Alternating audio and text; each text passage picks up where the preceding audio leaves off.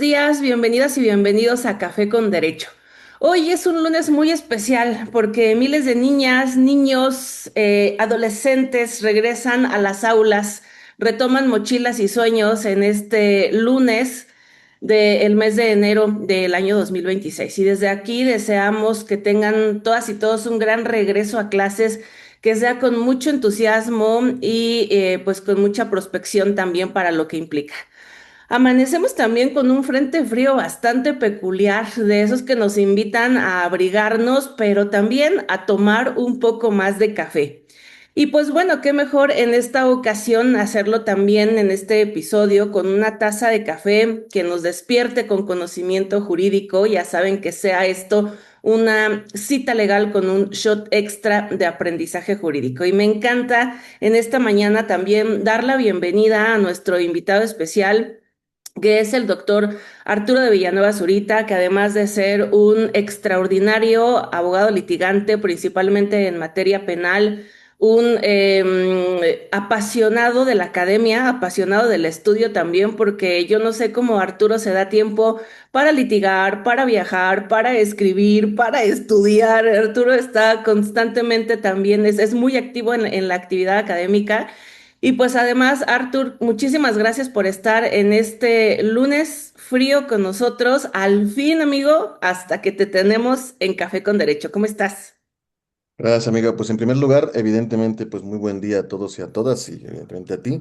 Gracias por la invitación y pues aquí nos encontramos. Efectivamente, estoy en Puebla y también aquí hace un montón de frío, o sea, algo de frío, la verdad, pero pues un buen café y un poco de estudio, un poco de calma y todo se relaja, todo bien.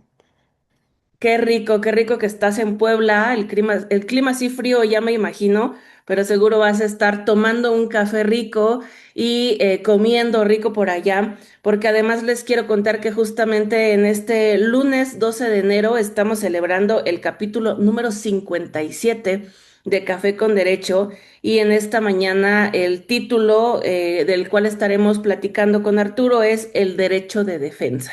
Pero antes de entrarle ya a los temas jurídicos, pues te queremos preguntar, Artur, ¿cómo es tu rutina por las mañanas? ¿Cómo suele despertar Arturo? ¿De inmediato toma café o nos esperamos a después del desayuno? ¿Cómo va tu relación con el café? Bueno, yo propiamente tomo mucho café. En el día me tomaré de 5 a 7 tazas, creo, de aproximadamente una en la mañana. Siempre cuando comienzo en la mañana hay que tomar un café, como cuando me duermo igual. No me afecta para nada en el sueño, aparte que yo sueño, yo duermo muy tarde, yo duermo hasta la 1, 2 de la mañana o 3 de la mañana, dependiendo casi todos los días.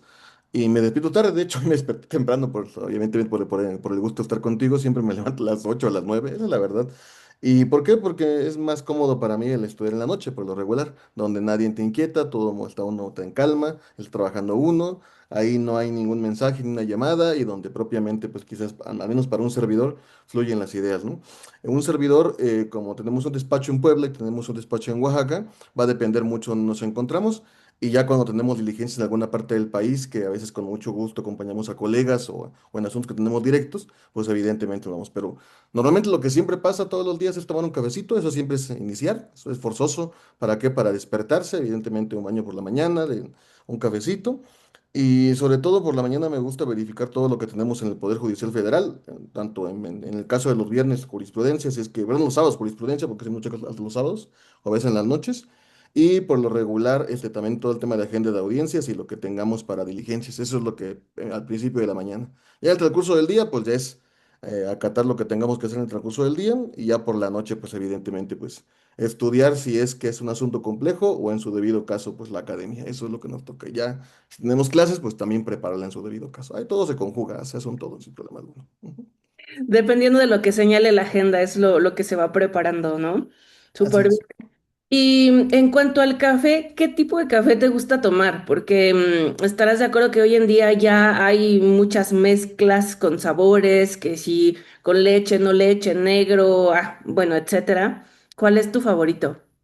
Sí, forzosamente negro que esté un poco más amargo, y aunque esté amargo siempre lo combino con azúcar. O sea, el tema, ¿cómo se llama? Es que no, yo no tomo café sin azúcar, eso no. Aquí yo creo que sí me afectaría, creo yo. Pero Eres siempre café pecador negro en con eso, azúcar. ¿eh? Eres Sí. pecador en eso porque le pones azúcar al café. Sí, sí, evidentemente sí, no soy tan específico en un tipo de café propiamente, Pero sí, con que sea negro, que sea un poco amargo y no sé cómo el sabor que tiene el amargo con un poco de dulce es lo que me gusta. Y ese es, en el tipo de café no tengo ningún problema. Hemos probado cafés de por todos lados.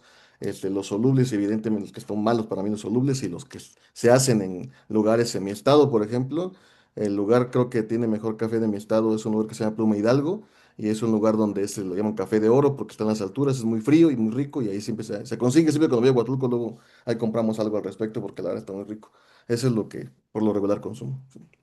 Excelente, muy bien. Pues entonces ya escucharon todos esa pasión que nos comparte Arturo con el café, así que vamos a decir salud.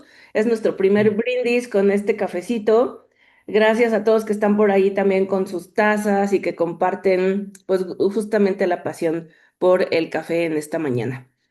Arturo, además de compartir ese gusto por el café, tú tienes una pasión tremenda por la litigada.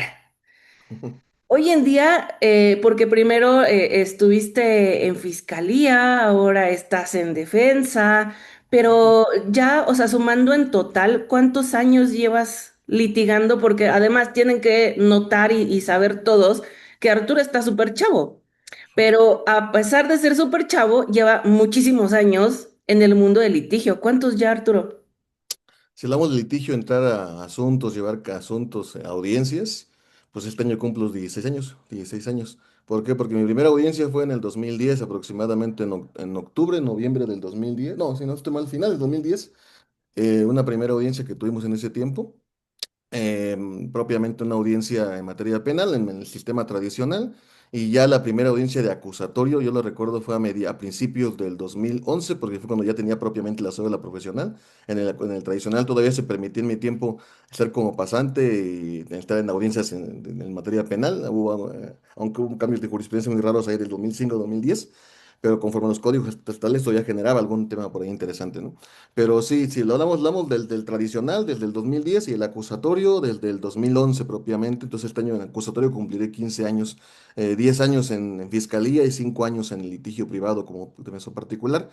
Y exclusivamente penal. Yo solamente litigo, solamente toco la materia penal.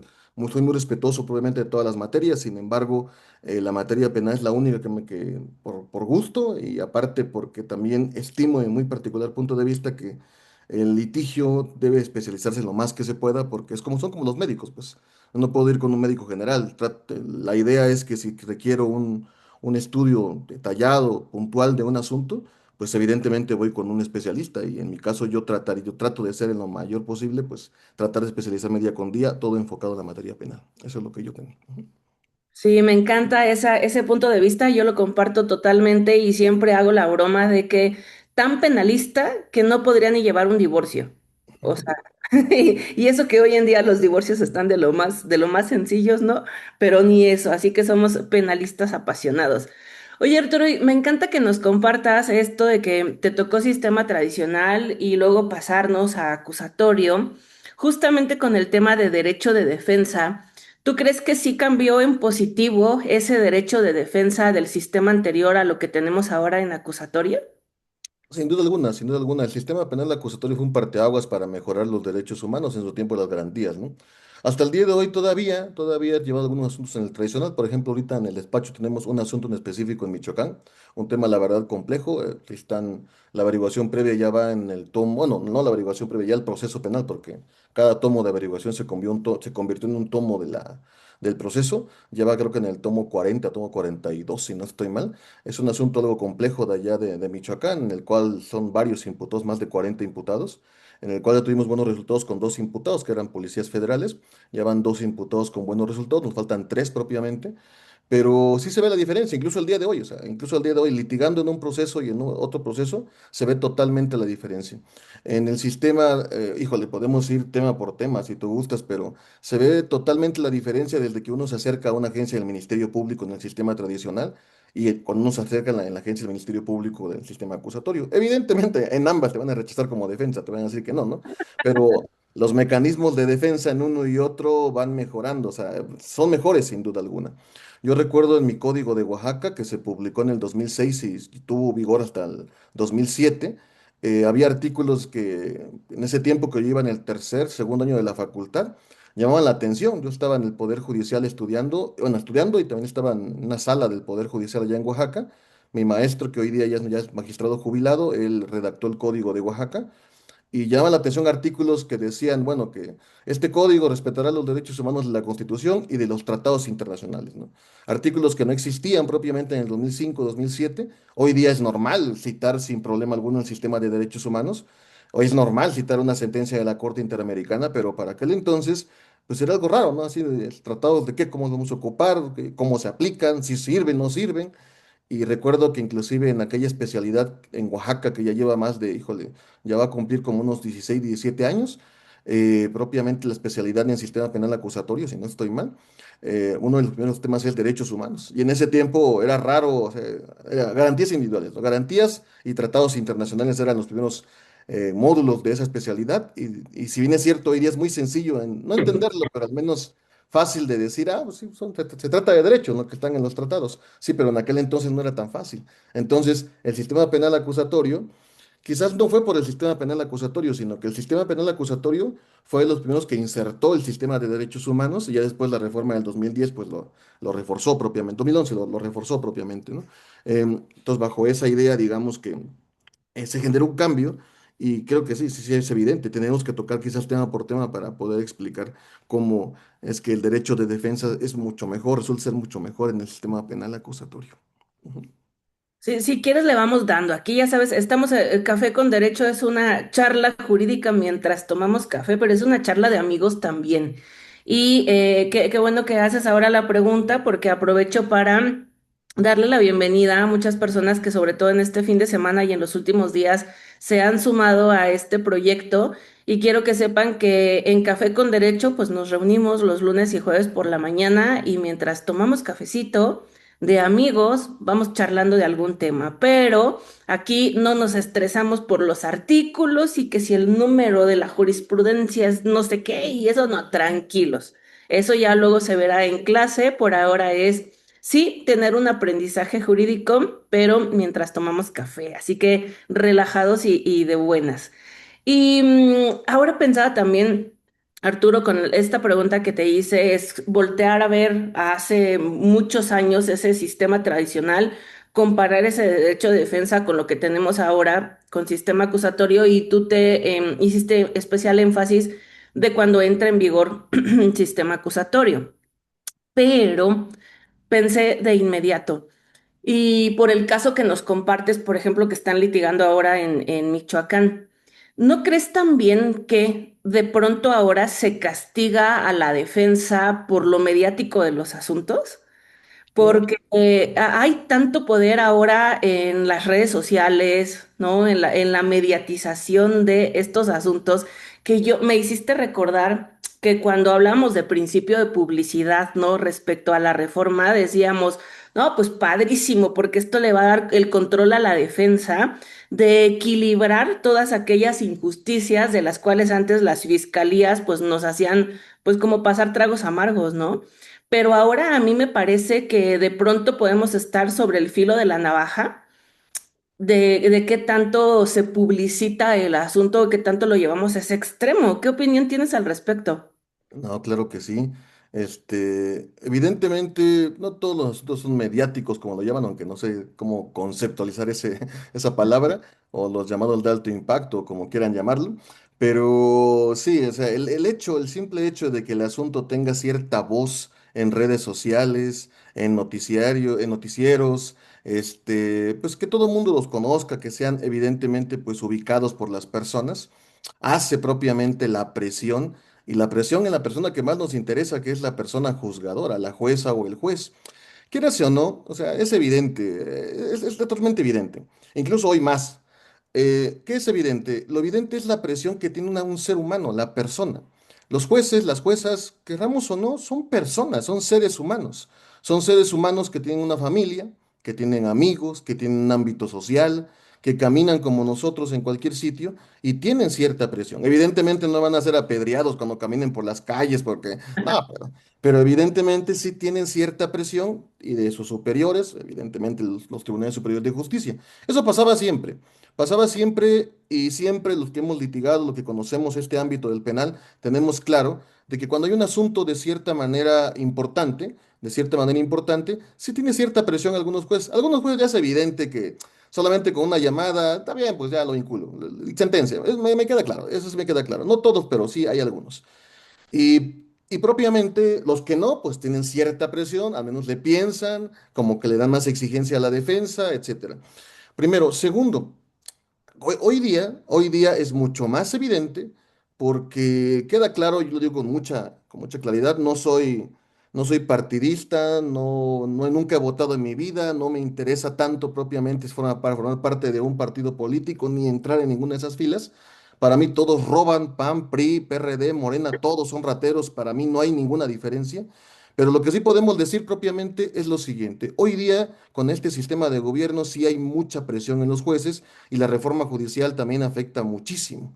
Hoy día, hoy por ejemplo por la mañana, con un amigo bueno, por ahí un amigo en algún magistrado que para mí es un gran amigo, pero es mucho más presumido y presuntuoso que yo, el condenado, sé que él nunca compartiría algo así como que buenos días a todos, etcétera, y lo veo constantemente que hace eso. ¿Por qué? Porque la reforma judicial le hace que sabe que después se va a ir y después va a litigar, después va a estar en otro ámbito, y evidentemente ha cambiado eso. Todo eso hace que los jueces, sí es cierto, los jueces se vuelven un poco más humanos, pero también eso puede ser peligroso. Puede ser peligroso, ¿por qué? Porque ese tipo de jueces lo que hace es inclinarse en la balanza por presiones que no deben ser las idóneas. Y evidentemente hay mucho más presión. Eso en el ámbito político, por así decirlo. Y tercero, ahora bien, por el tema, digamos, de lo que es asuntos mediáticos, yo veo colegas que publican asunto mediático, asunto de alto impacto. A mí me da miedo publicar eso. ¿Por qué? Si ven, por ejemplo, que el despacho de un servidor, o creo que de algún otro colega, está publicando ese tipo de cosas, luego los identifican y evidentemente hace una presión de la parte contraria. Si yo publico, no, no, ganamos un asunto mediático, o tomamos un asunto de este tipo y cuanta cosa, la otra parte va a hacer lo mismo y se genera un problema propiamente en el cual la gente lo empieza a ver, lo empieza a visibilizar y eso hace la presión contraria. Entonces, yo creo que eso de publicitar un asunto solamente sería obligatorio o necesario cuando en realidad lo es. Cuando ya ves que la otra parte ya comenzó, digamos, a publicitar, a generar un tema mediático, y te voy a poner dos ejemplos. Un ejemplo. Hace como unos 3 4 años, un colega, un buen amigo, gran penalista en este país, inclusive puedo decir alguna vez fue mi superior, mi jefe, por así decirlo, como abogado litigante, llevó un asunto allá por el norte, en el norte del país. Él nunca lo publicitó. Lo que se hizo es nos llamó a varios abogados, pidió con comentarios de distintos tipos, llevó el asunto. Y como había mucha presión de la parte contraria digamos, en el periodismo local, él lo que hizo es diario publicaba una nota periodística en diversos medios, cómo la defensa tocaba a tal perito, cómo la defensa tocaba a tal testigo, cómo la defensa incorporó a tal prueba, diario, diario en medios locales, luego medios de estados alrededor, medios nacionales, y poco a poco se fue minorando la presión. Esto logró que ese asunto, que la verdad sí era, ese sí son los mediáticos, no era un asunto de los que luego publican en Facebook, que para nada son mediáticos.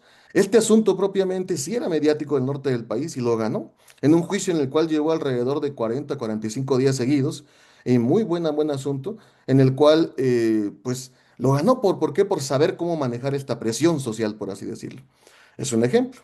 Un ejemplo del sentido contrario. Este ejemplo me comentó un amigo juez, amigo juez, no puedo decir su nombre porque, por lo que voy a comentar. Dice, mira amigo, estuvo muy interesante el asunto. El abogado, un poco especial en su litigio, dice, un poco presuntuoso en su litigio, pero iba muy bien, dice, muy bien, trabajó bien los testigos en un secuestro y yo ya estaba inclinándome por las absolutorias, dice. Lo que hace este abogado, dice, es publica en redes, en varias redes, antes de que se dicte sentencia, vamos destruyendo a la fiscalía, vamos acabando a la fiscalía, los testigos se van destruyendo, bla, bla, bla. ¿Sabes lo que pasó? Dice, esa publicación llegó a manos del titular de investigaciones de este estado, dice. Entonces lo que hizo fue buscar a las víctimas y empezó a presionar, pero brutalmente en redes, dice. Y eso hizo también que el testigo que le faltaba a la fiscalía lo ubicaron porque no lo encontraban, dice. Llegó a juicio y sin problema fue sentencia condenatoria. Aquí el problema no fue el conocimiento, como decía hace rato mi estimada Alma. Aquí el problema no fue que sabía jurisprudencia, leyes, nada, nada, nada. Hay muchos abogados con mucho conocimiento. Aquí el problema fue la mala atención que dio o el mal litigio que dio en ese sentido. Es muy bien abogado en audiencia. En audiencia se defendía. Puedo decir que hay mejores o peores, no puedo decir más. pero lo que sí puedo comentar, me comentaba el colega, es que ese fue un error terrible. Dice. En razón de eso, presionó a la parte contraria, tanto a la víctima de asesoría jurídica y la fiscalía logró pues publicar por varios lugares la búsqueda de un testigo, publicar propiamente el tema relativo a pues a la presión hacia acá, y trajo al testigo, y más la presión que generó, la verdad dice, pues como que se ve duda ese, pero esa presión, esa presión que logró por otra parte, que sí fue algo un poco importante en mi estado, dice, entre esa parte y el testigo que llegó y lo demás que fue circunstancial, es suficiente para condenar, dice. Yo ya me inclinaba por la absolutoria. El problema, como sea, no fue el litigio o lo que pasó en la audiencia, el problema fue su mala forma de llevar el asunto por fuera. Y eso lo que logró fue, pues, evidentemente un mal resultado para su cliente. Entonces, claro que afecta, sí afecta, es un elemento importante a tomar en consideración. Inclusive como último comentario de esta parte, ¿no? Hasta para los, yo siempre digo a mis amigos abogados, hasta esto entra, amigos y amigas abogadas, entra hasta en el honorario. En el honorario, ¿por qué? Traigo un asunto, por ejemplo, en el norte del país, en el cual hay mucha presión ahí, por la persona que llevamos ahí representando, y esto marca algo importante. ¿Por qué? Porque el hecho de pisar ese lugar, el hecho de acudir con ese asunto en específico, ya te tienes enemistades con quizás con fiscalía o quizás con defensa, con despachos de abogados, ya estás en el ojo, ya te buscan ahí si tienes un problema anterior. Yo revisé ese asunto, vi un abogado, iban algunos abogados, yo llegué casi al final, pero ya había un abogado ahí que como que quiso ser mediático el tema y le tiraron con todo, que su esposa lo dejó, que sus hijos no sé qué cosas, o sea, hasta eso por ahí le pega, imagínense, un tema en el cual yo voy a cobrar quizás menos y luego me está afectando hasta psicológicamente, me está afectando a mi persona, hasta mi prestigio, o sea, todo eso tiene que también que nivelar para poder incluso tocar el tema del honorario. Entonces, claro que impacta en todos los sentidos esa parte, porque es la persona la que se está tocando sin duda alguna, evidentemente. Eso es lo que te puedo comentar, amiga. Sí. Sí, sí, coincido contigo en esas opiniones. De entrada, también me hiciste recordar y seguro le pasa a varios de las personas que nos están escuchando en esta mañana. Muchas gracias por estar aquí con nosotros. A mí me ha tocado asuntos a donde, o sea, llego como defensora y hay fiscales que ni te saludan, ¿no? Porque llegas primero a la audiencia, ah, ¿qué tal? No sé, MP Juvencio, buenos días, y te voltean la cara. Y yo, ala, o sea, si nada más vengo de defensa, ¿no? Yo no hice nada, yo me siento del otro lado, pero eso no nos convierte en enemigos. Y hay unos que, o sea, se ve que te lamentan con los ojos, no te dan ni el saludo, toman el pleito como si fuera personal y pues no debiera de ser así, ¿no? O sea, cada uno en su papel, usted es MP, yo soy la defensa, buenos días, un estrechón de mano y ¿qué tiene? O sea, eso no significaría otra cosa más que tienes educación y saludas cuando llegas. A mí me parece. Y sí, lo otro que comentas también es súper delicado cuando en algunos estados pues ya empiezan a investigar a los defensores y a quererles empapelar por ahí alguna carpeta cuando solamente estás ejerciendo tu rol de defensa, ¿no? Ese papel de defensa que no tendría por qué verse, no sé, como cosa del demonio. Pero bueno, de pronto así pasa.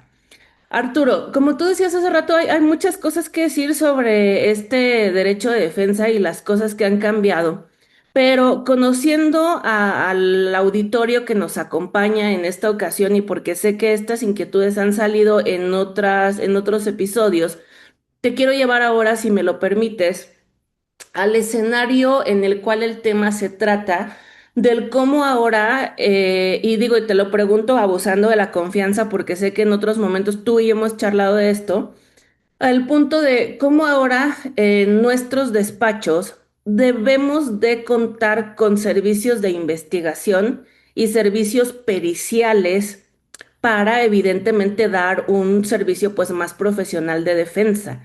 Y que no me dejarás mentir de que eso en el sistema tradicional no se veía, ¿no? Y ahora tenemos que hacer este pues equipo multidisciplinario aunque seamos defensores, ¿no? Y yo sé que en tu despacho hacen esto. Cuéntanos un poco, por favor, por qué lo consideras una buena práctica, por qué lo hacen ustedes. No, sin duda alguna. En el caso, sobre todo el tema del investigador, los peritos, Pues los peritos, evidentemente, siempre hay peritos de confianza, etcétera, para platicar con ellos, pero en primer término yo pondría el investigador. A veces no lo tomamos en consideración. Yo he visto muchos defensores, que es respetable, no hay ningún problema, defensores que ellos mismos toman las entrevistas. Tampoco no hay problema en asuntos complejos. Perdón, en asuntos sencillos, pero en asuntos complejos la cosa cambia. Cuando hay un asunto, no sé, un sujeto va borracho y golpea a otro y se lesiona, pues ya dos, tres testigos y una inspección del lugar, a lo mucho, o sea, no hay tanto problema, ¿no? Pero cuando hay un asunto complejo que la cosa sí se pone difícil, ahí propiamente la cosa cambia. ¿Por qué comento esto? Bueno, el investigador. El investigador o investigadora de la defensa es una figura que quizás no está prevista de forma expresa, o no, no quizás, no está prevista de forma expresa en el Código Nacional, en la ley propiamente, pero esto ha sido motivo de interpretación no solamente en nuestro sistema, todo sistema jurídico que tenga el carácter de ser acusatorio ha tenido la figura del investigador privado, propiamente el investigador de la defensa. ¿Por qué? Porque todo sistema, llámese incluso del sistema anglosajón o el sistema del common law o el sistema del civil law, ha previsto esto. Yo he platicado y también hemos revisado algunos criterios en otros países y sí, existe la figura del investigador de la defensa. ¿Por qué? Porque la investigación del Ministerio Público se hace desformalizada. Esto implica que el Ministerio Público, pues no requiere tanto sello, que folio, que ya su firma sí vale en el sentido de que existe la actuación, pero no vale a tal grado de que no podemos refutarla. El policía es el órgano de investigación de la defensa, por alguien debe incorporar la prueba. Pues, sí, perdón, la fiscalía y la defensa tiene que ser igual. La defensa en ese sistema de igualdad, pues evidentemente tendrá un investigador. Ese investigador tiene que ser sumamente importante, sumamente necesario y obligatorio para el defensor o defensora. Las características del investigador, yo siempre he dicho que solamente es una, bueno, quizás dos, y ninguna tiene que ver propiamente con el derecho. Em, Evidentemente tiene que conocer algo de derecho mínimo, ¿no? Para poder saber cómo hacer sus actividades. Pero, por ejemplo, me pregunta, ¿tiene que ser abogado? ¿Tiene que ser criminalista? No, no tiene que ser. No, si los policías no se le exige eso, ¿por qué se le vas a exigir eso a un investigador?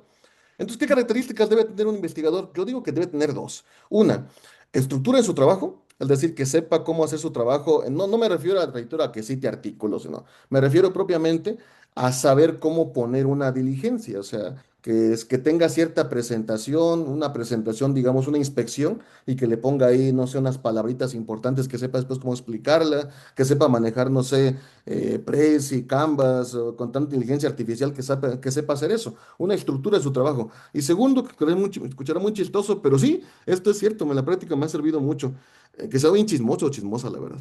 Una persona que sepa cómo obtener información, una persona que sepa cómo obtener información ayuda muchísimo en un investigador. Que sepa propiamente dónde está el cuido, la importancia del tema, que sepa dónde están las cosas que interesan.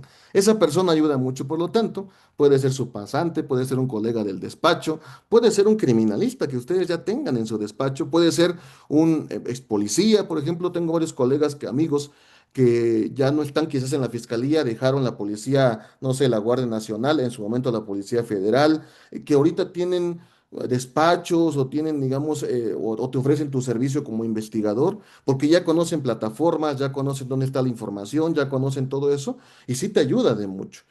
Sirve de mucho. Por ejemplo, hoy es muy importante investigar testigos.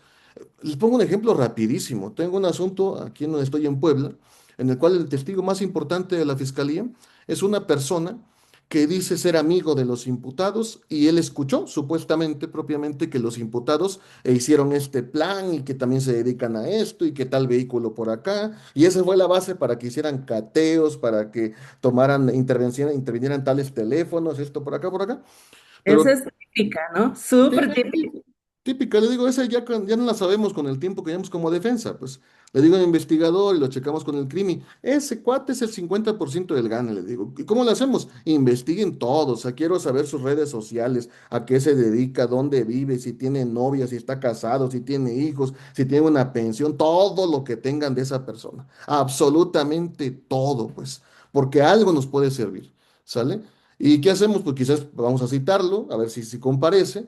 Y por ahí vamos a pegar en alguna entrevista de que cuando lo conocemos, ya como que levantamos el tema, y propio poco a poco este chavo va a querer o no va a querer ir a juicio. La primera cuestión, primer gane es si va o no va a juicio. Si no va a juicio, ya tenemos algo muy importante para juicio. Si va a juicio, tenemos el arsenal de preguntas con temas. Entonces, todo eso lo hace el investigador. Ahora, si el investigador de la defensa va a acudir a juicio, a mí me parece que sí. El investigador de la defensa es como el policía del Ministerio Público. El investigador de la defensa en juicio le va a preguntar cosas tan sencillas como, ¿y usted qué viene acá? No, pues fíjese que el defensor aquí usted me contrató para poder investigar. ¿Y qué hizo? Pues revisé la carpeta de investigación. ¿Y qué encontró? Pues que dicen que el señor aquí presente pues mató y sepultó a una persona. ¿Cuándo fue? En tal fecha. ¿Y qué hizo? Bueno, pues empecé a indagar y encontré esto y esto. Y ese investigador es el que va a ir citando de la línea del tiempo al juez. Este investigador quizás será la primera persona que va a declarar en juicio porque va a ser la que va a poner el panorama completo del asunto y a partir de eso el juez va a comprender propiamente cómo va la defensa o su estrategia. Entonces, el investigador es sumamente obligatorio, me parece, y sobre todo en asuntos complejos. Asuntos sencillos, yo no digo que en todos los temas, pero en asuntos que sí tengan cierta complejidad y donde sobre todo quieran incorporar prueba, donde quieran hacer cierta precisión, digamos, de cómo llevó la fiscalía su investigación en razón de una jurisprudencia que se emitió en el 22, que ya lo hacíamos, o lo hacían muchos defensores, mejor dicho, ya la Corte ya tiene claro que una de las líneas de investigación de la defensa es la mala fe en la investigación del fiscal. Si el Ujú. fiscal integró una carpeta de investigación o en alguna parte con cierta mala fe, sí lo puede probar la defensa y puede ser una parte de la teoría del caso. Esto por lo que hace el investigador. Y los peritos, pues sin duda alguna.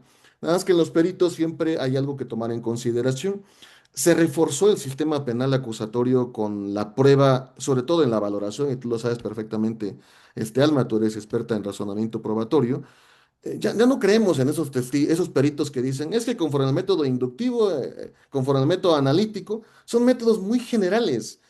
Son métodos que simplemente, el método científico, bueno, yo lo estudié en la secundaria, el método científico, o sea, me estás diciendo que ese método ocupaste, no, dime qué método conforme a tu ciencia. O sea, tú como médico, ¿qué ocupaste para poder decir que esta persona que fue encontrada en tal sitio tiene 4 días de haber fallecido, conforme a tu ciencia? O sea, ¿qué hiciste? Tú me dices que la huella de frenado de un vehículo, pues en la tal carretera, advierte que son tantos kilómetros por hora. Dime qué fórmula aritmética o algebraica ocupaste para poder establecer eso. Tú me dices como psicólogo que una persona en razón de lo vivido está afectada emocionalmente. Bueno, ¿qué test ocupaste en específico de tu ciencia? Entonces, en la prueba científica, ya poco a poco, esperemos que sigan ese camino, está logrando ser la reina de las pruebas y no tanto creer en testigos, porque los testigos, conforme a lo que ya manejamos o se maneja propiamente en la práctica, la psicología del testimonio nos ha revelado claramente que los testigos propiamente tienen un muy bajo valor probatorio. Los testigos se pueden equivocar, se pueden tergiversar y por eso la prueba científica debe emerger, pero con una real prueba científica. Y de ahí la importancia de tener un grupo de peritos que sí abonen y especifiquen, sobre todo con conocimientos científicos realmente afianzados, pues evidentemente el material probatorio que pretende establecer la defensa. Entonces, sin duda alguna, un despacho, al menos debería tener un investigador para los asuntos complejos y el grupo de peritos seguir formando un grupo, no porque sean los que van a decir lo que tú quieres, sino que sea un grupo de peritos que te dé una explicación real conforme a su ciencia y puedas platicar, sobre todo, ahorita comentabas de los fiscales, pero también los peritos. Hay muchos peritos con mucho respeto, sé que hay peritos presentes, lo peor que pueden hacer para un abogado es empezar a tener esa forma presuntuosa de que no, es que yo lo sé todo, ¿no? Debe ser una combinación de conocimientos y de humildad en conocimiento para poder mejorar. Yo creo que pasa esto, perito. No es que debe ser así, mira, el criterio judicial está de esta manera, ¿cómo nos podemos lograr una mejor mancuerna entre esta parte del conocimiento tú y yo? O sea, eso logra un mejor contacto con la defensa. Por eso siempre la defensa debe tener un grupo de peritos quizás más cercano a él en el sentido de una mejor comprensión y sobre todo mejor presentación del caso, ¿no? Es lo que te puedo comentar, amigo. Sí. Claro, totalmente de acuerdo. Y que incluso en esto que señalas de las y los peritos, o sea, de entrada, justo como tú decías, a ver, nosotros somos abogados y nos dedicamos a penal. Y obvio que puede ser que lees un dictamen que es tan técnico en determinada materia que no tendríamos por qué entenderlo del todo, ¿no? Y se vale asesorarnos también con una perita o un perito y decirle, oye, tradúceme esto, ¿no? O lo que pues bueno, seguro ustedes saben y que pues no nos alcanza en tiempo para tratarlo en este episodio, pero que ahora se está también trabajando también como metapruebas, ¿no? O metadictámenes, que es lo que se puede hacer de este lado. Miren cómo están saliendo cosas súper interesantes y me encanta también. Muchas gracias a todas las personas que están conectadas en esta mañana. Vamos a un pequeño comercial para servirnos una segunda taza de café y ahora continuamos con esta interesante charla con Arturo de Villanueva.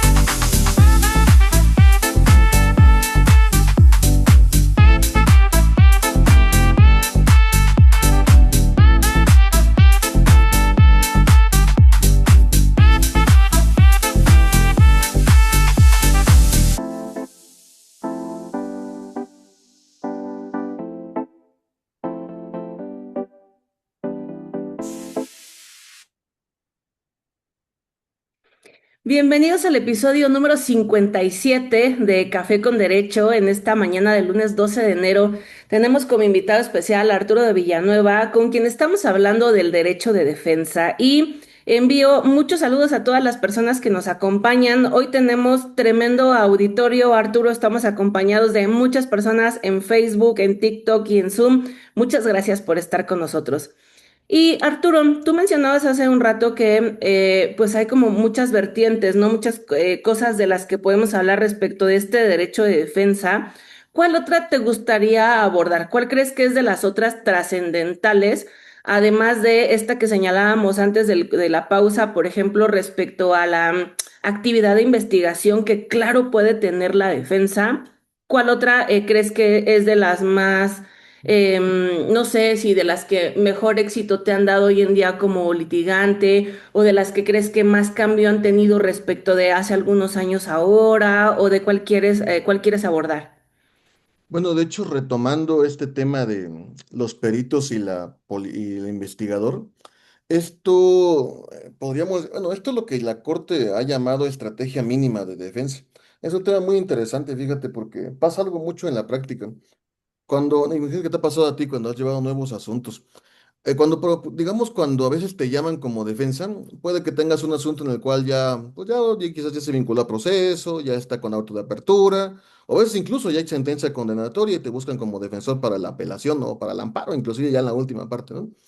Uno de los argumentos que muchos defensores, defensoras ocupan es la falla de defensas anteriores, es decir, no hubo defensa, o malos defensores y, bueno, digo, lo ocupan casi todos los defensores, me incluyo, o sea, siempre se ha ocupado el argumento de que la anterior defensa lo hizo mal y por lo tanto, pues se debe reponer el procedimiento, se debe reponer la audiencia, se debe volver a comenzar, etcétera, ¿no? ¿Esto por qué? Porque se estima a veces como abogados, abogadas, abogados, que quizás el anterior defensor o defensora cometió algún error, no argumentó bien, no presentó una prueba bien. Es posible que sea cierto, ¿no? O es posible que sea simplemente un cambio de criterio o cualquier cuestión. Incluso vayamos a los extremos, digamos un defensor que diga, pues no hubo defensa porque ni prueba llevó, ¿no? En vía de ejemplo, ¿no? Ok, pero aquí hay que tomar en cuenta algo y es muy importante y sobre todo es un comentario para esta parte en específico. La Suprema Corte es muy, ¿cómo decirlo? Muy laxa, muy sencilla en este criterio. En esta parte, la Suprema Corte ha identificado una cosa que se llama estándar mínimo de debida diligencia en la defensa, dice la Corte. ¿Y esto qué significa? Dice la Corte, con que el juez identifique que hay defensa, o sea, como que sepa que el defensor por dónde va, ya con eso sería suficiente para poder decir que hay defensor. ¿Y cómo sería? Un defensor, por ejemplo, que no llevó prueba. Ya te llama la atención, pero ¿por qué no llevaría prueba? Vamos a ver, primera cuestión. Segunda cuestión, ¿y qué hizo en el juicio? ¿O qué hizo en la audiencia? Pues nada más argumentó. ¿Qué argumentó? Bueno, sí argumentó que había prueba ilícita. ¿Y solamente eso? Sí, porque eso si generaría la prueba ilícita, destruía todo el caso. Ah, bueno, entonces sí había defensa. Oye, pero es todo lo que dijo. Le faltó argumentar esto. No, no, pero de que había, había. Entonces, esa parte es la que a veces no se entiende cuando hacemos apelaciones o amparos. Hay que ser muy específico en cuanto a la falla que cometió la defensa para decir cómo eso tuvo trascendencia al resultado del fallo, dice la Corte. Esta parte es importante, ¿por qué? Porque a través de esto, la Corte ha dicho, bueno, los defensores deben existir, y aquí viene el tema importante, deben existir como abogados, pero existir como personas que tengan una estrategia de defensa. Una cosa es que exista Arturo de Villanueva, Alma Yesenia Peña, como defensas y que fueron nombrados en una carpeta de investigación, en una audiencia, en un proceso, etcétera. Y otra cosa muy distinta es lo que hizo esa persona en un proceso. ¿Qué hizo, pues? ¿Por qué es importante esto? Bueno, esto la Suprema Corte lo ha llamado defensa formal y defensa material. A nosotros nos enseñaron que la defensa material es la del imputado, etcétera. No, la Corte no, casi no ocupa ese concepto. Y lo que dice nuestro máximo tribunal, bueno, el anterior, porque el actual quién sabe si lo ha estudiado, pero el anterior propiamente, sí dice, bueno, defensa formal, existe Arturo de Villanueva. Ok. Y la defensa material, bueno, ¿qué hizo Arturo? O sea, ¿qué es lo que hizo para saber si existe? Esta es la segunda parte que me interesa por la estrategia de defensa.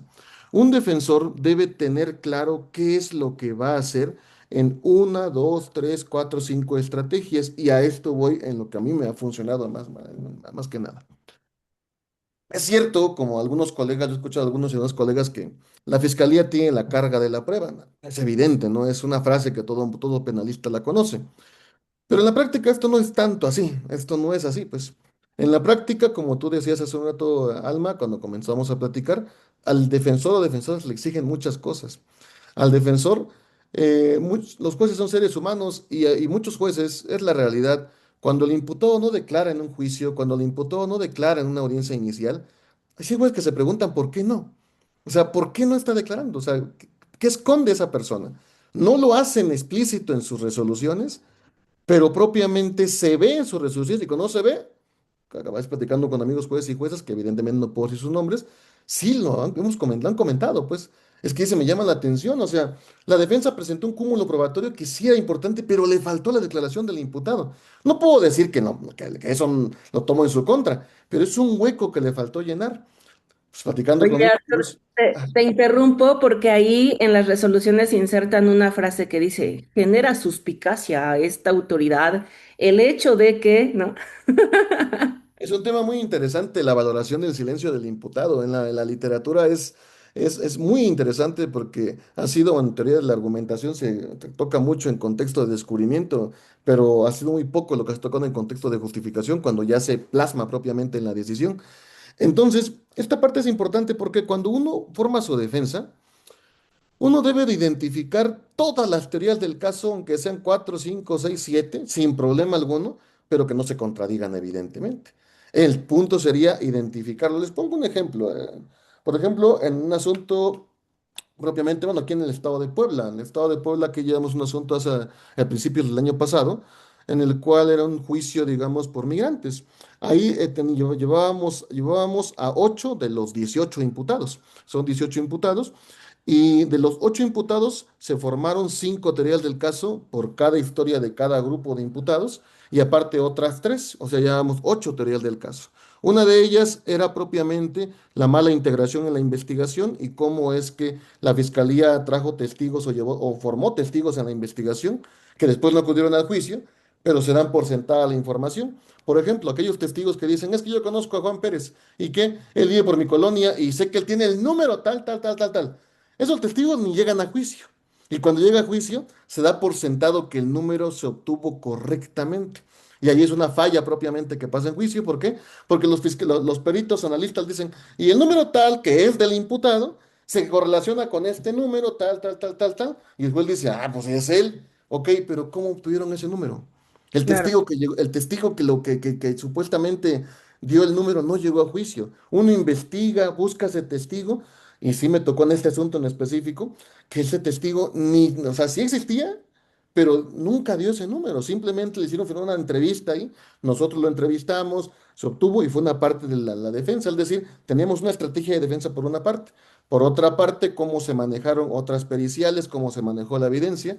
Por otra parte, cómo hubo una detención ilegal por unos imputados y por otra parte las teorías del caso. Es decir, tratar de encontrar el cúmulo amplio de teorías del caso, que evidentemente va a ser conforme al caso concreto, pero que ayudaría en el supuesto en concreto. En otro asunto en Michoacán, igual una defensa de una persona de la tercera edad en la cual nosotros, por una parte, decíamos cómo engañaron a la imputada para poder traerla a un lugar, hacerla ver en tal sitio y a partir de eso, pues entregarle cierta evidencia. Dos, malos de un defensor que ni siquiera existió en la investigación, simplemente era un defensor particular que se prestó a firmar, lo buscamos, lo entrevistamos y al final dice yo no recuerdo eso, ni capaz sí, capaz no, quién sabe, y punto, ¿no? Porque además estuvo 6 horas en la investigación. Otra cosa, ¿cómo se llama? Unos testigos ahí que tampoco habían firmado unas entrevistas y los buscamos. Otra que en realidad la señora ayudó a la víctima en contrario a lo que dijeron, a lo que dice la fiscalía. Otra que en realidad esa víctima lo pudieron haber privado de la vida por otra persona, no por la que la atribuyen. Es decir, formamos como 4 o 5 teorías del caso, ninguna de ellas contradictorias, y a partir de eso, pues tratamos de dar una explicación al juez.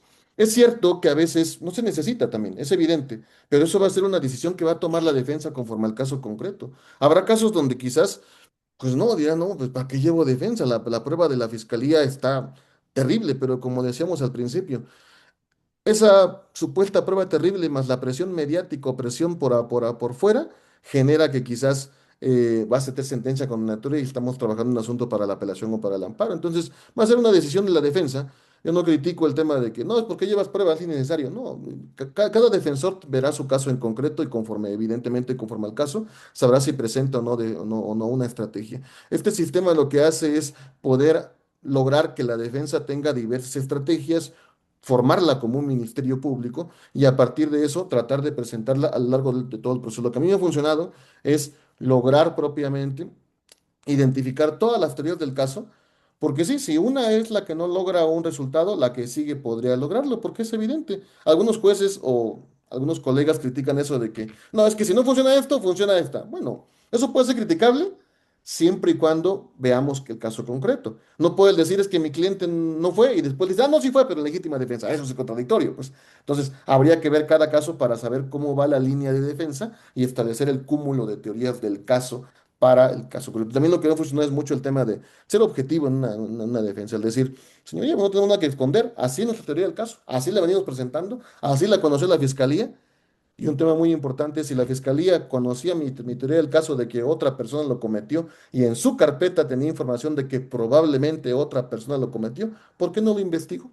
Esa parte le faltó investigar y eso también tiene que ver con suficiencia probatoria. Es decir, siempre va a tener que ver el caso, pero el cúmulo de estrategias de teorías del caso me parece que es una buena estrategia, sobre todo en aquellos asuntos donde ya tienen pues muy, muy, muy al fondo al imputado y poder lograr quizás una absolutoria en su debido caso, ¿no? Eso es lo que en este punto te puedo comentar, mi estimada Alma.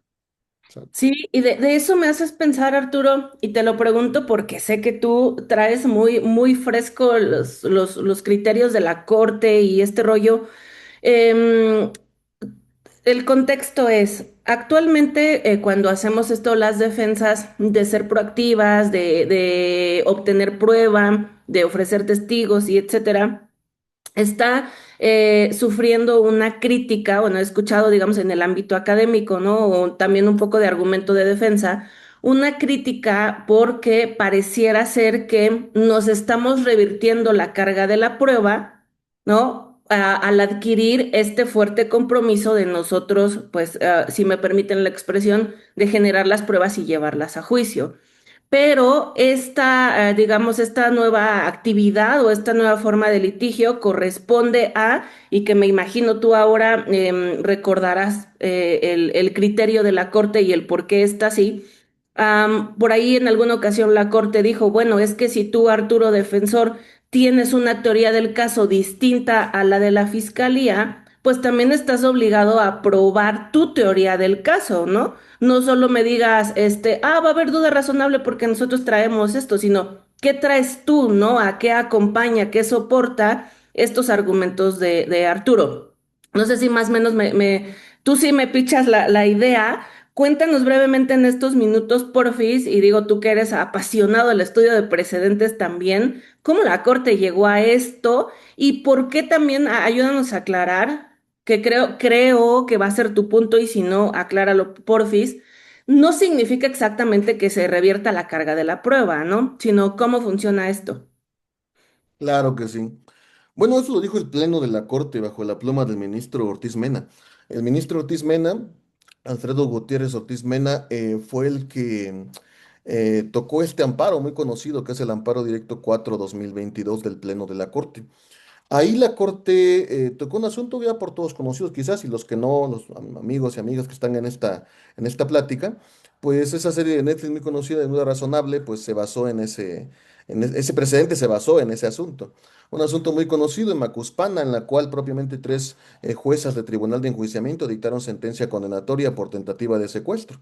Un asunto en el cual tres personas fueron detenidas en un mismo lugar genérico, pero dos puntos distintos, por así decirlo, en el cual supuestamente habían intentado secuestrar a una pareja, dos personas, ¿no? Rápido comento el dato, ¿no?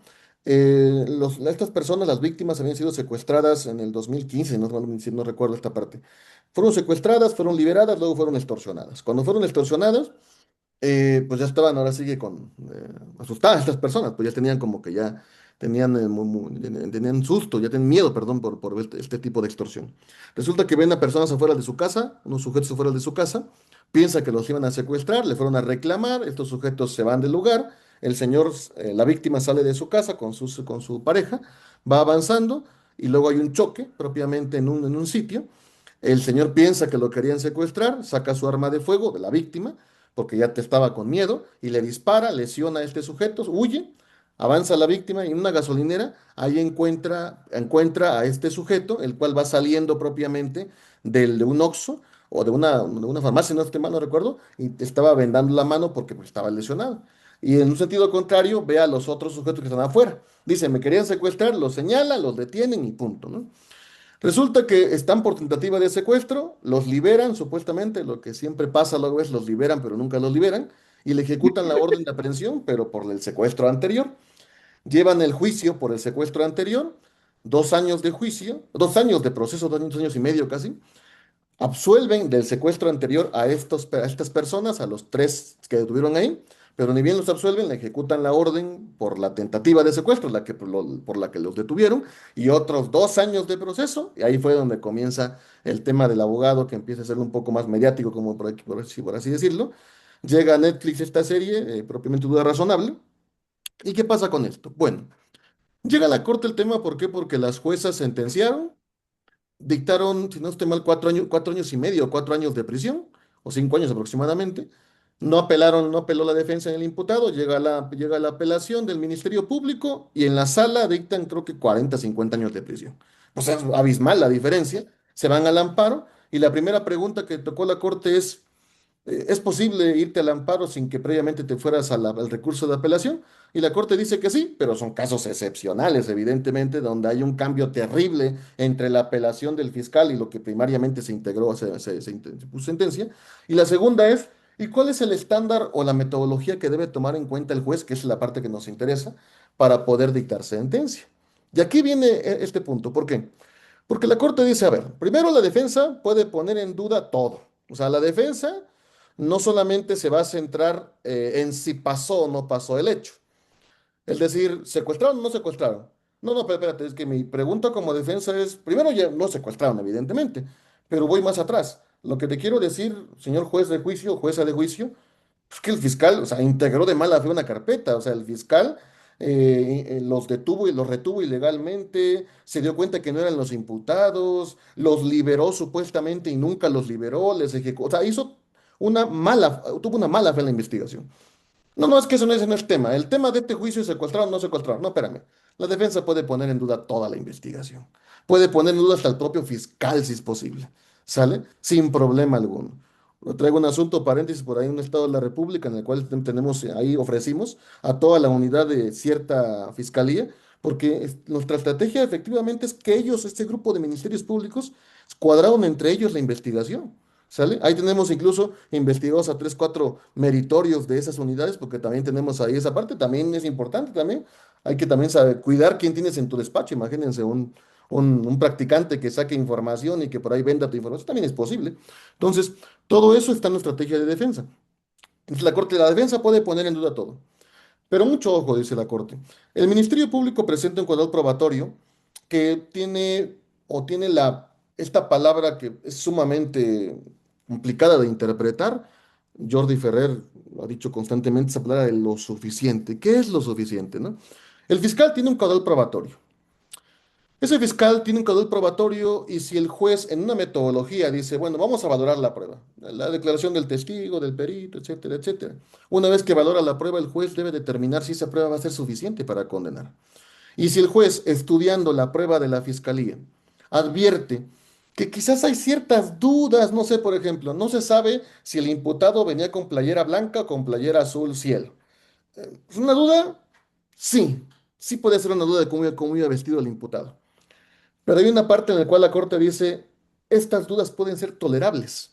O sea, hay ciertas dudas del fiscal que son tolerables, dice. Y esa duda tiene que ver exactamente con el caso concreto. Si la defensa trae por ejemplo, hay una duda de la ropa, ¿no? Bueno, pero ¿qué tan trascendente es esto? Si no es trascendente para el caso concreto, condena. De aquí viene el tema de la prueba de defensa. La defensa advierte esta parte. Le pregunta al imputado, oye, cuando fue ese homicidio, esa muerte, ¿cómo venían vestidos todos? Pues yo venía con una playera azul cielo.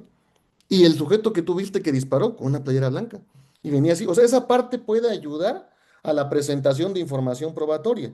No es que nos revertamos la carga de la prueba, es que en realidad identificamos algo que no tenga cierta fuerza para absolver. Y si no tiene cierta fuerza para absolver, toca a la defensa hacer explícita esa explicación de esa parte que puede ser tolerable, dice la Corte, y que la defensa, sí, se obliga a presentar, porque no va a ser suficiente con decirle, no, es que no sabemos, puede que venga con una ropa, con otra ropa, duda razonable. No, conforme al caso concreto no es tan importante. No es tan importante. ¿Por qué? Porque hay testigos que dicen que vieron cuando discutió anteriormente con la víctima. Después escucharon como que un disparo. Hay un testigo que dice que el imputado estaba afuera diciendo le voy a romper su madre tal a la víctima. O sea, todo apunta al imputado. Ok, sí, sí, pero en esa fiesta estaba muy borracho la víctima se peleó con otra persona por afuera y esto causó que esta persona les lamentara, vieron cómo subió a su habitación porque era el dueño de la casa, uno que vio que sacó un arma de fuego, o sea, hay información que la fiscalía no te ha presentado, toca a la defensa presentarla. Muchos dirán, no, pues, si la fiscalía no presentó es insuficiencia. No, habrá que ver el caso concreto para identificar a ver si la fiscalía trae o no trae prueba. O sea, es un estudio de suficiencia probatoria, no tanto de valoración, de suficiencia para ver, es que quizás sí, con esto sí le alcanza. Pero hay ciertas pequeñeces ahí, por ejemplo, no sé, la víctima en su sábana de llamadas, sí, habló dos veces con el imputado, pero en la sábana de llamadas aparece que habló otras 5 veces con otra persona que no sabemos quién es. Y de acuerdo al portón cartográfico, esa persona que la fiscalía ni lo investigó, estuvo cerca de la víctima constantemente. ¿Quién será esa persona? Pero como la fiscalía no lo va a presentar y como el juez no conoce la carpeta, no conoce el asunto, pues se vuelve a decir, bueno, se advierte que el imputado tuvo dos llamadas con la víctima momentos antes del evento, me puede inferir que tuvo contacto, luego el imputado estuvo más o menos cerca donde estuvo la víctima, o sea, evidentemente, pues la telefonía dice que el imputado es el más cercano, según lo que me presenta la fiscalía, y él lo cometió. Al juez no le presentaron que hubo otros 5 llamadas, que a otra persona que quizás esa persona existe, se llama tal y tiene un problema con la víctima. Toca a la defensa explotar esa parte de la investigación y a partir de eso presentarle. No es una reversión de la carga de la prueba, es que el panorama no está claro para el juez. Toca a la defensa abrirle el panorama, evidentemente con su contraexamen en juicio en su debido caso o con su presentación de información probatoria en la inicial, que es otro tipo de estándar más la presentación de información probatoria. Por lo tanto, no es un tema de reversión, es un tema de identificación de suficiencia probatoria y a partir de esto identificar cuándo sea o no sea necesario presentar material probatorio. Eso es lo que quizás podemos comentar en este caso, mi estimada Alma. Sí, que nos dejas ya en claro cómo funciona esta cuestión. Muchísimas gracias, Arturo. Y que definitivamente vean todas y todos con lo que hemos escuchado de nuestro invitado especial en esta mañana. Sin duda se trata de estrategia. Se trata de ejercer de manera profesional, seria, responsable esa labor de defensa que pues en varios casos tú, de los que ahora estás litigando, Arturo, nos has permitido compartir. Fíjate que estoy atenta a los comentarios de quienes nos están acompañando y hay mucha inquietud justo sobre cuando la defensa manda a sus investigadores, cómo los mandas, cómo recabas la entrevista, luego cómo ofreces eso en intermedia, cómo lo vas a desahogar en juicio. Creo que eso fue de lo que más inquietud despertó.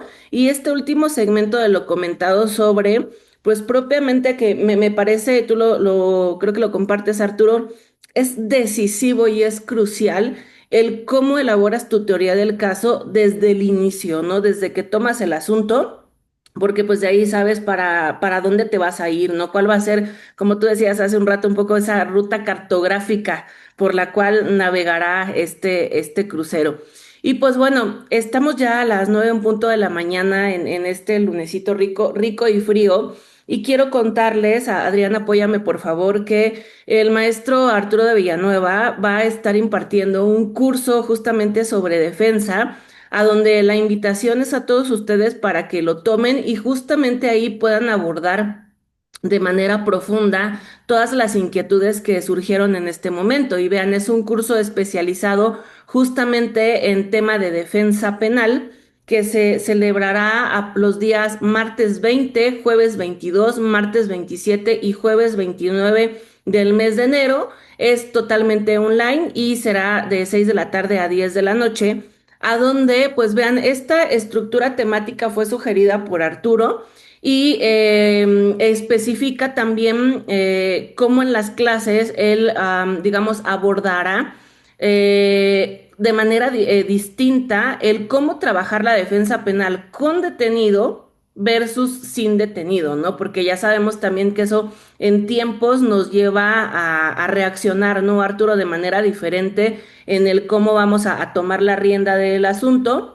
Y que justo vean, por favor, él integra en su desarrollo temático estas cuestiones sobre las técnicas de investigación, la integración de esta información en la carpeta de investigación, actos de investigación, cómo reaccionar ante las órdenes de comparecencia, de aprehensión y bueno, toda esta información. Y que, Arturo, ¿qué más podrías decirnos sobre por qué él resulta tan prometedor este curso que tú has diseñado? Bueno, en este caso, miren, para tomar en consideración o tocando este punto relativo a digamos que al derecho de defensa. eh, esta parte lo estamos enfocando específicamente a la investigación inicial, en pocas palabras, como se percatan, y la primera parte de la complementaria, ¿sale? Porque podemos identificar dos formas de iniciar un asunto, en general, por así decirlo, me parece.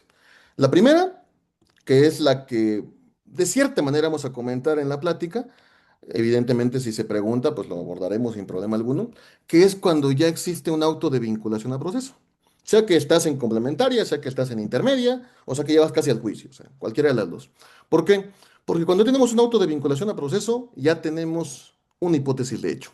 Ya está un hecho debidamente delimitado y es completamente inmutable, no puede cambiar. ¿Y esto qué implica? Cuando llega un auto de vinculación a proceso, ya tenemos una hipótesis de hecho sumamente clara para los efectos de defensa. Ya ahí tenemos tiempo, modo y lugar de la ejecución del evento delictivo. Esto implica que ahí está la base de defensa. Si bien es cierto, la clasificación jurídica importa, si bien es cierto qué delito, ese importa, nadie dice que no, pero la estrategia de defensa se centra en primer término en lo que pasó en el mundo. O sea, ¿qué pasó? Pasó un homicidio, no, eso no pasó, eso es lo que tu facultad te dijo. Lo que pasó es que una persona tomó un machete, tomó un cuchillo, tomó un arma de fuego, sus manos, una soga, un objeto, golpeó a una persona, disparó a tal hora, en tal lugar, lo hizo Juan Pérez a Pedro Pérez, entonces tienes una hipótesis de hecho de dos personas o varias personas en específico. Tienes una base de defensa fáctica, el hecho propiamente. Entonces, cuando ya hay una vinculación a proceso, ya tienes una base clara y puntual de defensa, la cual la jurisprudencia ha sido muy clara que no puede cambiar. Desde ahí ya tenemos una base de defensa. Ahora va, el curso va centrado, si bien es cierto, se importa, va centrado en la investigación. ¿Por qué? La investigación inicial no tiene un hecho tan claro. O sea, la investigación inicial, si bien tiene una base, muchos dirían, no, es que la denuncia querella da la base del hecho. Bueno, sí, en muchas ocasiones sí es cierto, pero a veces no es tanto así. Tendremos que verificar toda la investigación para saber exactamente la hipótesis de hecho que se está tratando de investigar, todas las hipótesis, etcétera. Y esto abre la puerta a que nosotros pensemos así como investigadores. Si bien es cierto, es importante, evidentemente, saber derecho, nadie dice que no, pero en una etapa de investigación inicial, independientemente de que vamos a platicar cuestiones de derecho y cómo se fundamenta, se sostiene todo esto que vamos a comentar, la idea es tener la visión de todas las teorías del caso que tengamos presentes. Desde la denuncia o querella podemos identificar una, dos, tres, cuatro, cinco hipótesis de hecho que puedan ser relevantes. Desde que el fiscal hace actos de investigación podemos identificar esto. Y a partir de esto es cuando hacemos nuestros propios actos de investigación. Ahorita decías, bueno, ¿cómo hace una defensa? Bueno, la defensa, primera cosa que debe de hacer es identificar el hecho que es materia del asunto. Llámese investigación, llámese investigación complementaria, llámese intermedia, llámese juicio, inclusive cuando hay auto de apertura, debe saber la defensa cuál es el hecho materia de investigación o de procesamiento. Una vez que tenga eso la defensa, pues debe de empezar a identificar cuáles son pues los puntos de investigación. Si me dicen que alguien disparó en tal lugar y que evidentemente el cuerpo cayó en tal sitio, pues ya debo de pensar que un testigo lo vio, que pasó en un sitio, que quizás hay alguna prueba biológica o alguna evidencia biológica en el lugar, etcétera. Todo sobre la puerta a la delimitación de cuántos elementos probatorios existen.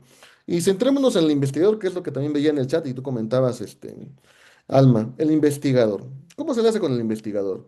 La primera cosa que debe saber el investigador, y que a veces la policía, cuando de la policía debería saber esto, el investigador debe saber todo, todo lo que pasa en un asunto. Un investigador que llega a un juicio, y me voy hasta el juicio, pero esto sirve para lo que voy a comentar en un momento. Si ustedes van a llevar a un investigador a un juicio, ese investigador debe haber estudiado todo. No podemos esperarnos respuestas como, por ejemplo, policías que le preguntamos en el juicio, oiga, ¿usted sabe qué tal pericial se...? No, pues yo qué voy a saber, yo a mí solamente me dijeron toma entrevistas. Entonces, ¿qué clase de investigación haces? Pues, si tú eres el investigador a cargo de un asunto, tú debes saber qué pruebas periciales se hicieron, qué resultados se obtuvieron, qué testigos tomaste tú. Si, por ejemplo, otro policía de otro lugar tomó, tú debes saberlo porque tú eres el que dirige la investigación en el campo. Entonces, igual el investigador de la defensa, primera cuestión que debe saber el investigador de la defensa es todo lo que investigó la fiscalía, no solamente lo que investigó la defensa. Un investigador privado no puede, un investigador particular no puede decir, yo tomé entrevista y esa entrevista fue esto. Ok, pero ¿por qué tomaste la entrevista? Pues porque el defensor me dijo que tomara la entrevista y que el imputado no mató a esta persona. Sí, pero ¿qué tiene la fiscalía en contra del imputado para poder, no sé? Entonces, ¿qué investigas? Pues, entonces, el investigador lo primero que tiene que tener claro es toda la investigación de la fiscalía. En un informe de investigación de la defensa particular o del investigador privado o particular, lo primero que debe decir es, tuve una entrevista con el defensor, con el imputado, verifiqué la carpeta de investigación e identifiqué lo siguiente. Primera cuestión que debe hacer un investigador. Segunda cuestión, a partir de esto me enfoqué a buscar testigos a través de la investigación de la fiscalía y del dicho del imputado, que fue el que me da esta información. Dividí en dos partes, en vía de ejemplo, ¿no? La investigación, investigación de la investigación de la fiscalía, investigación de la investigación de la defensa. Es decir, saber y confirmar si la fiscalía está en lo correcto en cuanto a su investigación e investigar si la defensa está en lo correcto en su investigación. Por lo que hace la fiscalía y empezamos a indagar testimoniales, inspecciones, todo tipo de actos que permitan fortalecer la investigación. Aquí tiene un límite nada más el investigador privado. El límite es el respeto a los derechos humanos, evidentemente. Un investigador no me puede decir, no, y empecé a buscar en una casa y me salté la barda y a partir de eso encontré tal evidencia. No, no, eso no se puede. ¿Por qué? Porque a diferencia de Estados Unidos, nuestro país sí tiene jurisprudencia que dice que hay prueba ilícita de particulares. El defensor particular sí puede proveer de prueba ilícita en una investigación. Entonces, mucho ojo con eso. Ese es el límite que tiene. Y otro límite que tiene la defensa es que ciertos actos de investigación no lo puede pedir la defensa. Cuestión que sí lo puede hacer el fiscal. Y un ejemplo muy sencillo que es la intervención de comunicaciones. Yo como defensor no puedo acudir ante el juez de control. Ese criterio muy anticuado, todavía está en la Constitución de que el fiscal es el único que puede pedir la intervención de comunicaciones.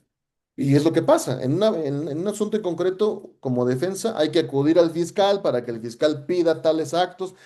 Siempre te va a mandar muy lejos, a mí que me importa eso. Tienes que acudir al juez para obligar al fiscal. O sea, es un tema que hay que trabajar con cierta templanza, con cierta tolerancia quizás, y con tiempo, porque si no se te van los tiempos. Entonces, el investigador recopila toda esa información y lo hace valer en entrevistas, en inspecciones, en informes de investigación y lo va recopilando con la defensa. La ventaja de la defensa es que si estamos después de vinculación a proceso o en investigación inicial previo a la vinculación, no tienen la obligación de darle esa copia a la fiscalía por el momento. La defensa puede ir recopilando, recopilando, recopilando, recopilando. Y si estamos en investigación inicial, momentos antes de la audiencia o tiempo antes de la audiencia, se lo puede dar al fiscal. Ahí está mi paquete. ¿Y esto qué es? El señor defensor, pues son todas mis entrevistas que tomé, mi inspección. ¿Y por qué no me entregó antes? Porque no es mi obligación. Hasta ahorita lo entrego. En intermedia, ¿no? En fase escrita, aquí está. Oiga, pero aquí hay entrevistas de hace como 5 meses. Sí, sí, sí, pero pues no es mi obligación. Yo estoy evaluando qué presento y qué no presento. Entonces, en intermedia simplemente lo entrego por escrito y lo voy a ofrecer, sí. Mucho, Joaquín. La pregunta sería, y creo que también lo vi en el chat, sería, ¿tengo la obligación de ofrecer a mi defensor, perdón, a mi investigador? Pues sí, cuando adviertes que su aportación sí es necesaria para esclarecer algo. Si, por ejemplo, tu investigador, y a esto me refiero, ¿no? Un investigador que tomó 3 entrevistas, es todo lo que hizo. No hizo más, pues. Solamente 3 entrevistas. Primero es una investigación deficiente para empezar, porque no hay ninguna investigación ahí, simplemente tomó entrevistas. Entonces, pues ya no se ve tan necesario el investigador. Pero si un investigador da un informe, revisa la carpeta, tomó líneas de investigación, encontró tal testigo, este testigo le dio pauta a un número telefónico, llamó a ese número telefónico, encontró que hay un lugar, una bodega en tal sitio, un comercio, fue al lugar, tomó fotos por fuera, entrevistó a la persona. Ese investigador sí es necesario para explicar la investigación. Entonces, ¿cuándo sería necesario? Pues cuando se va a explicar propiamente la investigación. ¿Cómo se ofrece? ¿Cómo se ofrece? Aquí hay un debate probablemente, porque se ofrece, he visto prácticas de varios tipos. Yo doy mi particular punto o mi particular comentario, ¿no? He visto que lo ofrecen como testigos, es decir, dentro de la prueba testimonial, que da cuenta propiamente de lo que vieron por conducto de sus sentidos. Y también he visto que lo ofrecen como expertos en investigación, es decir, como peritos, como uno, como otro. Lo he visto de una u otra forma. Me parece que entra más en el medio, en testigo experto. Una persona que a través de sus conocimientos pudo obtener un tipo de información. ¿Qué conocimientos? Conocimientos en investigación. Porque eso sí debe ser alguien que menos tenga cierto conocimiento en investigación. Y aquí pasa como con los peritos, digamos. Y esto no contradice lo que anteriormente comentábamos de que si se requiere ser criminalista, ¿no? El punto es, esta persona sabe investigar, pero ¿qué es lo que investigó? Bueno, tomó una inspección y tomó unas entrevistas e informó esto. Bueno, su conocimiento en investigación es que sabe por dónde buscarle, digamos, sabe qué preguntar, sabe qué obtener, y eso sí, digamos, es un conocimiento primario mínimo, pero es un conocimiento, ¿sale? Cosa distinta es, no, que voy a opinar sobre tal evidencia, no, eso ya es otra cosa de un experto, por esa razón es más un testimonio experto, me parece, y según recuerdo, en ciertos criterios de la jurisprudencia norteamericana así lo manejan así, como testimonios expertos, un investigador experto, ¿sale? Porque da una opinión con respecto a la investigación. Se ofrecen intermedia, le reitero, lo he visto como testigos, como testimonio experto también lo he visto, y también lo he visto como perito, en todas las formas. Y llega al juicio como cualquiera, se empieza a preguntar, se empieza a desarrollar evidentemente la información y se incorpora todo lo que se obtiene. Entonces, a partir de esto, en esta pregunta que me comentabas, bueno, con respecto a cómo ir indagando en este curso platicaremos propiamente cómo trabajar con tu investigador en los actos de investigación.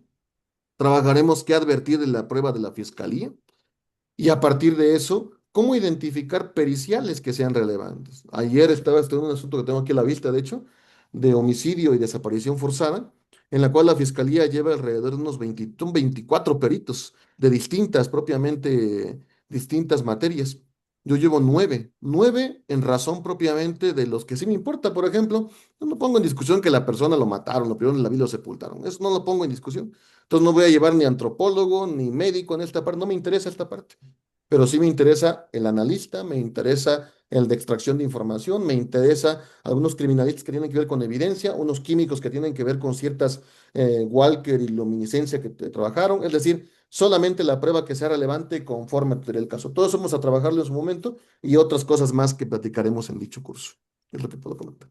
Mm. Excelente, Arturo, muchísimas gracias. Pues como ya pudieron observar todos, es por demás prometedor este curso y me alegra mucho que varios de ustedes nos están escribiendo, Arturo, de ya me quiero inscribir, Carito Milán ya confirmó y varios de ustedes que estarán en ese curso. Recuerden, por favor, que en esta ocasión y por estar en el programa hoy, tiene el 10% de descuento para quienes decidan inscribirse al curso, siempre y cuando nos manden un WhatsApp y señalen que estuvieron por acá conectados, que estuvieron presentes en el episodio de hoy. Y si ustedes dicen eso, gracias Juvencio también confirmando, pueden hacer válido este 10% de descuento. Y además, inscríbanse ya, por favor, no lo dejen más porque como ustedes notaron en las fechas, está ya a punto de iniciar este curso. Pues bueno, tenemos que cerrar ya este episodio porque como varios de ustedes señalaron también ya en la despedida en nuestros chats, tanto en Facebook como en Zoom, gracias Eduardo Luján en Facebook también confirmando la inscripción.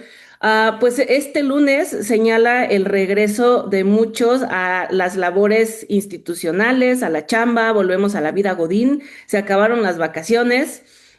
Varios de ustedes también veo que están manejando porque seguramente llevan de camino ahora a la escuela a los hijos. Así que ha llegado pues ya 9:15 de la mañana el momento de incorporarnos a actividades.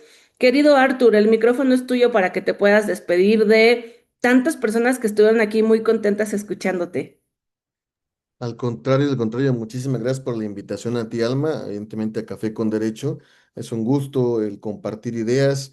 A mí siempre, igual, el tiempo que llevamos en el litigio, casi llevamos como 12 años en la academia, 12, 13 años aproximadamente. La academia uno nos agrada explicar, platicar, pero sobre todo aprender también. Nosotros tenemos, creo que hemos tenido la fortuna de poder litigar en varios estados de la República y siempre aprendemos cosas nuevas, criterios distintos, e inclusive algunos criterios que yo he tenido en un momento han cambiado en razón de algunas maneras de algunos jueces, sobre todo que llevan sus audiencias, cómo llevan sus audiencias. Otras, la verdad, criticables también, con mucho respeto. Entonces, seguimos aprendiendo y seguiremos aprendiendo en este sistema penal acusatorio. A todas y todas aquí presentes, evidentemente, pues el agradecimiento por estar presentes, por sus preguntas que vienen al chat, por sus comentarios. Y pues tienen a sus órdenes un servidor, ahí estaremos en ese curso. Y cualquier cosa, pues también estamos a sus órdenes. Cualquier cuestión también, si desean platicar algún asunto, temas de academia, me buscan rápido en redes sociales. Así como aparece mi nombre Arturo de Villanueva, me encuentran en Instagram y en Facebook. En TikTok casi no tengo tanto, a ver si abro algo al respecto, pero en Instagram y en Facebook ahí pueden encontrar. Mándenme un mensaje y con todo gusto, en la medida de lo posible, nosotros lo responderemos, que siempre estamos a sus órdenes. Muchísimas gracias. Pues hemos llegado al final de esta emisión de Café con Derecho. Gracias por acompañarnos en esta conversación tan rica, tan necesaria. Gracias a Arturo por regalarnos su tiempo y sobre todo la experiencia con tanta reflexión jurídica. Y pues mis deseos a todos ustedes de que el aprendizaje de hoy les sea útil en su vida profesional, en la vida personal también, y que el resto de esta mañana fría en toda nuestra República Mexicana esté siempre acompañada de unas buenas tazas de café, pero con decisiones bien fundamentadas. Les deseamos una excelente semana, un buen regreso a clases a todos, un buen regreso a la chamba. Y pues bueno, que nunca falte el diálogo, el derecho y el café. Yo soy Alma Yesenia Peña Hernández. Gracias por acompañarnos en Café con Derecho. Nos vemos el próximo jueves.